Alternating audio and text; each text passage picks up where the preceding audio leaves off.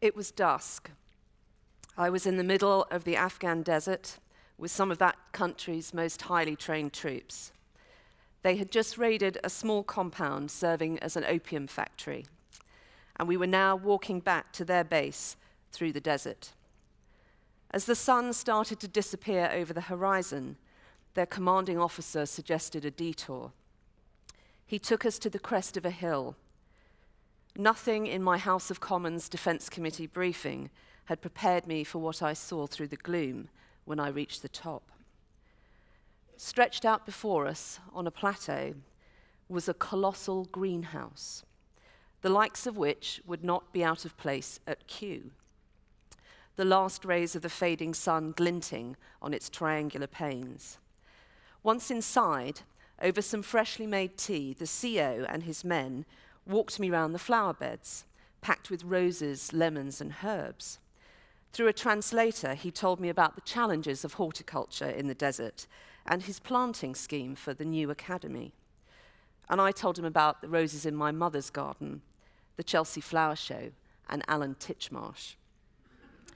I probably learnt more about what made up that part of the Afghan army over that cup of tea in those liminal moments between day and night than I ever did in the compound moments earlier.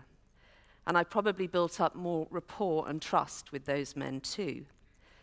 In my travels as an aid worker, an MP, and during my life in between, I've always been struck that it is the simple things which can most make a connection between people of very different cultures. An equine photographer of Iranian descent once suggested to me that the most effective thing the UK could do to build rapport with the middle class in his country was to have a Persian horse at the Windsor Horse of the Year show. Consider the connections established through the reach of the Premier League, broadcast to over 212 countries to nearly 5 billion people, or the message sent by the British Library's digitalisation of Arabic scientific manuscripts dating back to the Middle Ages, or the catalyst our very own Parliament has been to emerging democracies. Gardens, horses, art, food, sport and science and commerce, as well as our own stories of our families and our children. These are the conversations that build bridges deep. They are a common thread of human interest running through all of us. Just as my understanding deepened with the setting sun in that Afghan desert, we are now experiencing our own liminal moment. The realization that if we are not a superpower, we cannot rely on the tools of a superpower to further our interests. We must find new tactics, a shift to what their lordships and the British Council have referred to as smart power. At a time when defence and aid budgets are under pressure, making the case for time and treasure to be spent on cultural diplomacy is a tough gig. It is a vital component, though, to engage, build partnerships and capacity. A brief glance at history will confirm. Empires which projected power through entertainment, the Renaissance princes who competed to be the most celebrated patrons of arts and science, kings and queens who founded academies and royal colleges, and statesmen who designed gardens, buildings, and bifocals, as well as declarations of independence. To those great men and women, they did not see their tools of hard and soft power as distinct items, managed by a department, identified by a budget heading, delivered by a unit. They were activities that worked in concert with one another to achieve their objectives. There is growing recognition of this and the importance of cultural relations to that Jupiter's sling effect. In 2012, President Hu was uncharacteristically critical of Chinese capability. The international culture of the West is strong, he said, while we are weak. In true form, China has moved to address that weakness, and now having more Confucius institutes than any other country's equivalent in Asia, Europe, Oceania, and the Americas. It is no surprise to me that China, who always plays a long and focused game, should invest so much. In contrast for us, It is now the vogue to value culture for its contribution to growth and the economy. It is true that cities have been regenerated around the arts, and welcome though that recognition is, it doesn't appreciate the return on investment. It is rather more than pounds and pence. It is the esteem in which we are held and the esteem which others give us. Without cultural diplomacy, smart power will never run on all cylinders. Of course, arts, heritage, science, and ideas are of little interest to those living in immense hardship or under terror. I remember being asked by a Romanian man shortly after the revolution why British aid workers were coming over to his country to look after orphans when they could just save on their flights and pay local people to do so. And he then proceeded to dazzle me with his medical credentials. When I told him that we didn't give people injections, we just cared for them, we played with them, we developed them, he could not understand. He had forgotten what it was like to care for someone, to see another child as he might see his own, with empathy and with sympathy.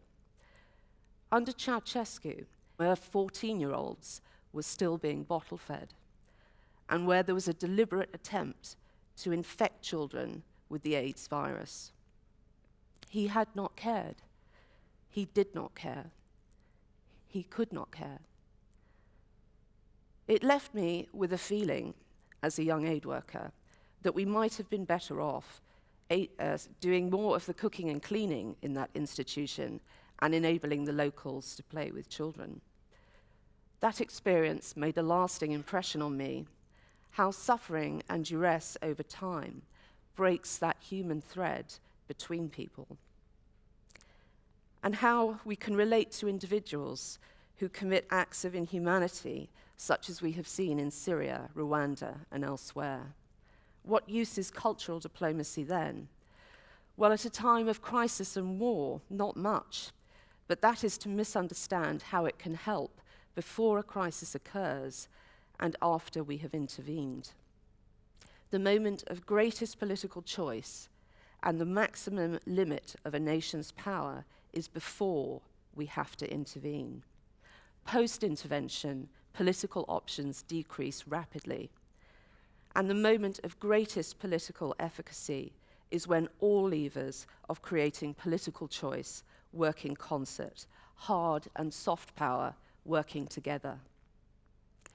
Post-Afghanistan and Iraq, there is growing disquiet amongst the British people with spending on the ingredients of smart power. They want us to slash the budget and raise the drawbridge. This sits in contradiction with their propensity to be incredibly generous in donating funds to assist those countries affected by natural or man-made disasters.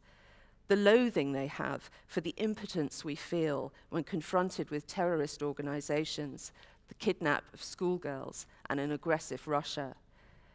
And it is the knowledge also that unless those pinch points of the 7 seas remain free, their own way of life is under threat. That inconsistency in their views has to be down to their lack of trust in politicians, people like me, to provide a strategy and to address their concerns and to deliver it effectively. They watch the news and are worried. They want something done, but they do not trust us to do it. If Blair is the totem for that lack of trust, we must recognize he is not the sole cause. Clarity of interest, strategy, and message was what was lacking then, and it is what is required now. As the world faces rising needs and declining security, now more than ever, we must communicate to our citizens what is in our national interest and how we will secure it, so that they understand both the benefits to them and their part in delivering it. Only then will we regain the trust and confidence in our country's ability and in its values. Our objective is a stable world and a resilient UK. That is why the health and wealth of other nations matter to us. We require all the tools at our disposal to be in play. While each must be delivered independently, humanitarian efforts must be distinct from military action for them to be effective and for those delivering them to be safe. This does not mean that they are strategically unrelated. For too long, the closely related enablers of development and humanitarian aid have been treated as distinct, even within the same organizations. The concept of smart power blasts through that. How much more could be gained by scientific institutions working together rather than competing? How much more could we help developing countries if we enabled British business to supply best kit directly than have government pay for second best from an industry unable to compete without another state's subsidy? How much more growth for developing countries could be created by UKTI and DFID creating new relationships between our partners? And what else could the British Council, the British Library, the V&A and others do, given the mandate that smart power brings? As the world shrinks, it is not the superpowers, but the smart powers who can capitalise. The UK has those component parts: a world leader in cultural diplomacy, a record on aid which makes Russia look like a very small country indeed, and a language and sporting heritage with reach, and a maritime nation with the 5th largest defence spend. We must now get them to all act in concert, united by a transparent strategy, and that everything that follows from that underpinned by British values with universal appeal: freedom, respect, fairness, and justice. That is why corruption in our football institutions cannot be tolerated, why protecting heritage and art is worthwhile, while enabling a nation to collect and distribute its tax is prudent, why protectionism is wrong, why eradicating childhood diseases is required, and why a global focus on the ethics of warfare, including rape in war, is worth facilitating, and why maritime security is a priority. Only then will we have a stable world and a resilient UK. That is why the drawbridge must stay down, and why there is much to be learnt from greenhouses in the desert. Thank you.